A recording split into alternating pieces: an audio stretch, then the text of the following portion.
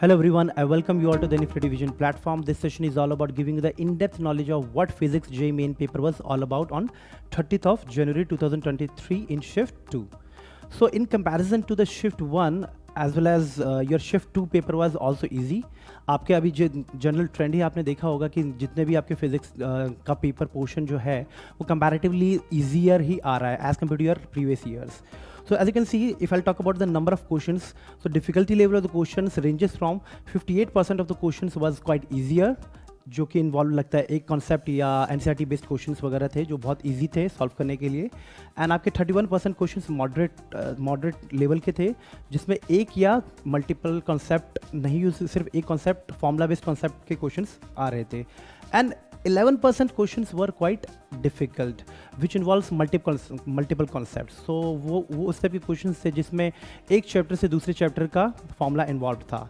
ठीक है, तो only few questions came from that sections. Even if you focus on 60% of the easiest as well as moderate sections, still you would be able to do 90% of the questions. So remember, आपको moderate questions as well as easiest questions पे आप अगर focus करेंगे, if you neglect the difficult part of the sections of the paper, still you would be able to score very well in physics. Okay, so the next level of analysis that we have done is how much question came from 11th as well as 12th. So as you can see, 50% questions came from both your 11th standard as well as 12th standard. So it implies that you cannot neglect 11th as well as 12th because there is no marginal difference in this paper. So even in the previous paper also the marginal difference is only 4 to 5%. So कई बार 12th में से 56 या 55% आता है तो इसमें 45% आ जाता है, तो मैक्स टू मैक्स 5 to 6% का डिफरेंस आता ही आता है. ठीक है, max to max. So that means कि you have to focus all the topics of 11th as well as 12th at the same time. So you cannot neglect any one particular topic. So you must remember, as far as physics is concerned, the whole syllabus is very much important. हो सकता है कि एक particular topic concept से आपका question session 1 में नहीं आया तो उसी सेशन नेक्स्ट सेशन में उस रिलेटेड क्वेश्चंस आ जाए. ठीक है, सो we'll be moving to the next analysis that we have done is how many questions or from which sections the questions came from your 11th standard. As you can see, in unit and measurement, dimensions and physical quantities से एक question आया था जो कि हमेशा आता ही है. ठीक है, I think you must remember कि एक या दो क्वेश्चंस आपके डायमेंशन से आते ही आते हैं and it is quite easier to solve. ठीक है, and motion in a straight line से एवरेज स्पीड पे एक क्वेश्चन आया है, and motion in a plane पे मोशन इन अ प्लेन पे एक क्वेश्चन आया है यूनिफॉर्म सर्कुलर मोशन पे जिसमें सेंट्रीपिटल एक्सेलरेशन का कॉन्सेप्ट इन्वॉल्व था. लॉज ऑफ मोशन से दो क्वेश्चन आए हैं, tension in a string as well as recoiling velocity से मोमेंटम कंजर्वेशन पे क्वेश्चन आया था. सो यहाँ पे laws of motion is very much important in terms of the concept like tension in a string, because tension in a string पे आपके questions आए जा रहे हैं. आपके थ्रू आउट आपने पहले भी देखा होगा कि क्वेश्चंस टेंशन इन स्ट्रिंग्स पे भी क्वेश्चंस काफ़ी आए हुए हैं. तो यू मस्ट रिमेंबर कि इस पे क्वेश्चंस आता ही आता है. ठीक है, स्पेशली लॉज ऑफ मोशन में टेंशन इन स्ट्रिंग्स पे क्वेश्चन आ ही रहा है. ठीक है, and then work energy power से एक क्वेश्चन आया है. अगेन ग्रेविटेशन से कंजर्वेशन ऑफ मैकेनिकल एनर्जी पे क्वेश्चन आया है. ठीक है, समटाइम क्वेश्चन आ जाता है आपका उससे रिलेटेड आपका Kepler's law of planetary motions पे क्वेश्चन आ जाता है या एनर्जी कंजर्वेशन पे क्वेश्चन आ जाता है. ठीक है, सो इस पे भी एक क्वेश्चन आता ही आता है ग्रेविटेशन पे. थर्मल प्रॉपर्टीज ऑफ मैटर पे टेम्परेचर स्केल पे एक क्वेश्चन आया है, एंड थर्मोडायनेमिक्स पे एफिशिएंसी ऑफ कार्नोट साइकिल्स पे क्वेश्चन आया है. या थर्मोडायनेमिक्स पे मोस्टली हमने जनरल ट्रेंड देखा गया है कि या तो कार्नोट साइकिल पे आ गया क्वेश्चन, नहीं तो अदरवाइज थर्मोडायनेमिक्स प्रोसेस पे क्वेश्चन जरूर आता है. ओके, काइनेटिक थ्योरी में एवरेज काइनेटिक थ्योरी पर मॉलिक्यूल्स पे एक क्वेश्चन आया था. यहाँ पे एक बहुत इंपॉर्टेंट एस्पेक्ट है जो कि आपको लर्न करना है इस पर्टिकुलर फिजिक्स पेपर में कि ऑसिलेशन से आपके 3 क्वेश्चंस आए थे इस बार. ओके, सो इट में हैपन, कभी कभी हो जाता है. ठीक है, कि ऑसिलेशन से ज़्यादा आ गया या कभी लॉज ऑफ मोशन से ज़्यादा आ गया या किसी पर्टिकुलर एक टॉपिक से ज़्यादा आ गया, डायमेंशन से 2 क्वेश्चंस आ गए, इस टाइप से हो सकता है. ठीक है, इसमें स्प्रिंग मास सिस्टम पे एंड ऑसिलेशंस पे क्वेश्चंस आए थे. वेलोसिटी टाइम ग्राफ पे वेलोसिटी टाइम रिलेशनशिप पे एसएचएम पे क्वेश्चंस वगैरह एक आ गया था. तो यू मस्ट रिमेंबर कि general trend is you have to follow each and every topic as far as 11th standard is concerned. You never know किसी particular topic से ज़्यादा questions आ जाए. ठीक है, but the number of topics that we have covered in the 11th standard, we already know कि इन topics से questions आता ही आता है. तो you must stick to these topics very well because sooner later जो मैंने आपको एक क्वेश्चन अदर टॉपिक्स बताया उस पर भी रिलेटेड क्वेश्चंस आए हुए हैं. Okay, what about 12th? If I talk about 11th standard, as you can see pie chart में ही आप देख सकते हैं 2 लॉज ऑफ मोशन से क्वेश्चन आया था. एंड ये ऑलरेडी आपको जो मैंने आपको बता दिया है which section has employed higher weightage, solution से यह है. If I talk about 12th, so as you can see 12th में से किस किस चैप्टर से कितने क्वेश्चंस आए हैं एंड किस किस टॉपिक से क्वेश्चंस आए हैं, you can easily see. Electrostatics, electric charge and field से क्वेश्चंस आया है. Uniformly charge thin spherical shell पे. एंड अगेन दूसरा क्वेश्चन आया था गॉस लॉ पे. ठीक है, सो करंट इलेक्ट्रिसिटी से अगेन इक्विवेलेंट रेजिस्टेंस का एक क्वेश्चन आया था जिसमें कॉम्प्लेक्स सर्किट से एक रेजिस्टेंस फाइंड आउट करने के लिए आया हुआ था. एंड बैलेंस्ड व्हीटस्टोन ब्रिज पे क्वेश्चन आया. तो दैट मीन्स दो क्वेश्चन इन दोनों सेक्शन से आए हुए हैं. And moving charge and magnetism से एक क्वेश्चन आया है. Magnetic field at the centre of equilateral triangle पे क्वेश्चन आया था. That question was quite easier, ये एप्लीकेशन बेस्ड क्वेश्चन था वो. ठीक है, इलेक्ट्रोमैग्नेटिक इंडक्शन से एसी जनरेटर पे क्वेश्चन आया था. एंड अल्टरनेटिंग करंट पे RMS current of the LCR circuit पे क्वेश्चन आया है.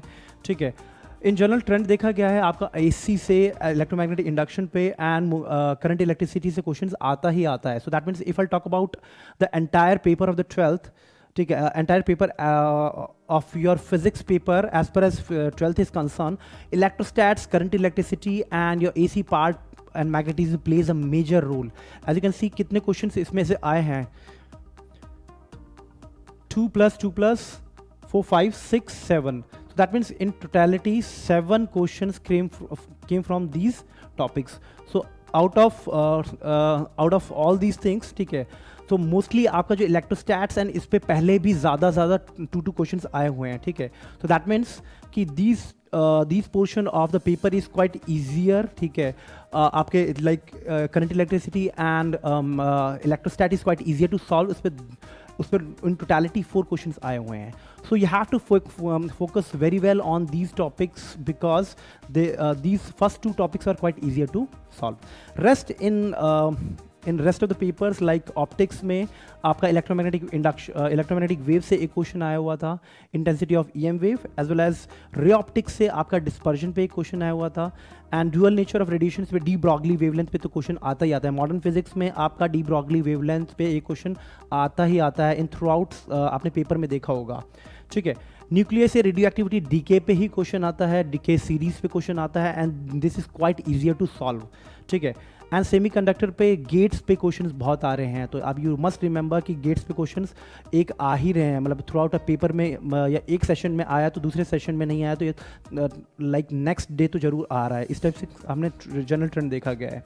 एंड सेमीकंडक्टर एंड कम्युनिकेशन सिस्टम से आपका रिपीटर्स, डीमॉड्यूलेटर्स एंड ट्रांजिस्टर्स इस पे एक क्वेश्चंस आए हुए हैं. सो यू मस्ट रिमेंबर कि किस किस पर्टिकुलर टॉपिक से हमेशा क्वेश्चन आए हैं. लाइक एसी पे, ठीक है, क्वेश्चन आता ही आता है. ठीक है, इलेक्ट्रोमैग्नेटिक इंडक्शन पे भी क्वेश्चन आ रहा है. ठीक है, अभी जितने भी पेपर्स देखे हैं उनमें इनमें से इन सब टॉपिक्स पे क्वेश्चंस आते ही आते हैं. Like dual nature of radiations पे क्वेश्चंस आना ही आना है. ठीक है, so first 2 as per as 12th is concern, first 2 chapters are quite easier to solve and बहुत इजी क्वेश्चंस आते हैं करंट इलेक्ट्रिसिटी पे as well as electric charge and electric fields पे.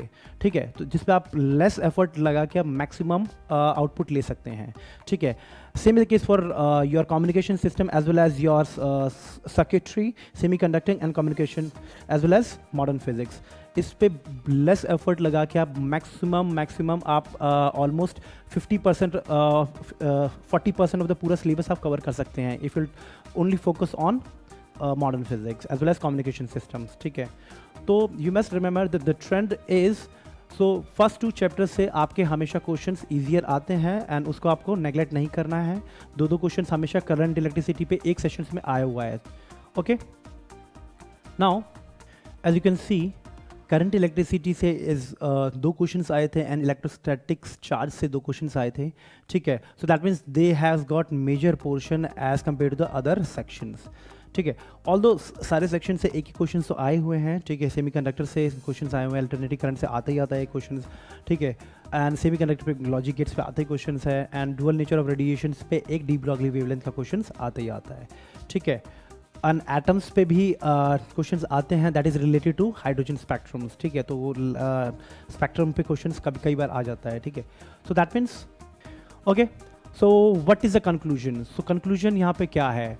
Conclusion is your electrostats, current electricity, your entire magnetism plays a very major role, and they are quite easier to solve as compared to your wave optics. ठीक है, जहाँ पे wave optics पे I think questions नहीं आया है इसमें, because the whatever questions we have is a memory based question, so इसमें आपका wave optics पे questions नहीं आया था, ray optics पे questions आया है. ठीक है, and wave optics questions are quite difficult to solve.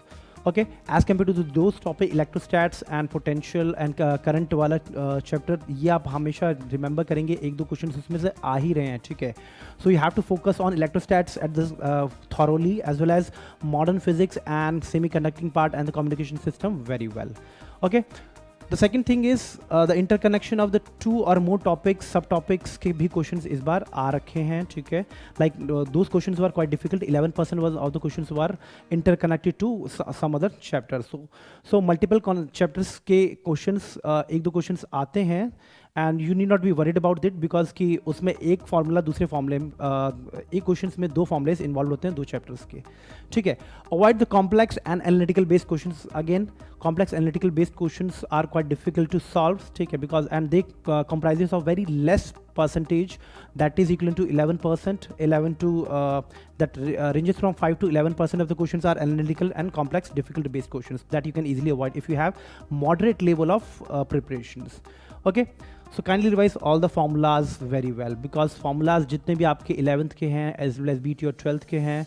ठीक है, और जितने भी टॉपिक्स हैं you need not neglect any particular topics. और जो हमने कॉन्सेप्ट आपको बताए, कंटेंट बताए चैप्टर्स के, वो आपको हमेशा लर्न करके रखना है. और जो मैंने एडिशनल कंटेंट बताया आपको, वो भी सारे आपको लर्न करके रखना है, क्योंकि उससे रिलेटेड क्वेश्चंस पूरे थ्रू आउट जेईई मेंस में आ ही रहे हैं. ठीक है, I hope this session is of very much beneficial for you. Thank you.